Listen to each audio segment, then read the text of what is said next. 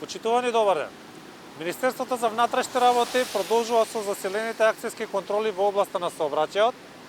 Деновиве сме на територијата на Битола и Прилеп. Во текот на вчерашниот ден имаме 94 санкции за брзо возење на територија на Битола и Прилеп, и тоа 33 во Прилеп, а 61 во Битола.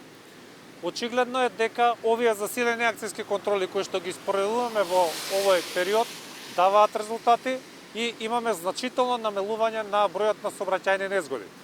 Во ноември 2020 споредено со ноември 2019 имавме намалување од 21% на сообраќајните незгоди, а во декември тоа намалување е за 23%.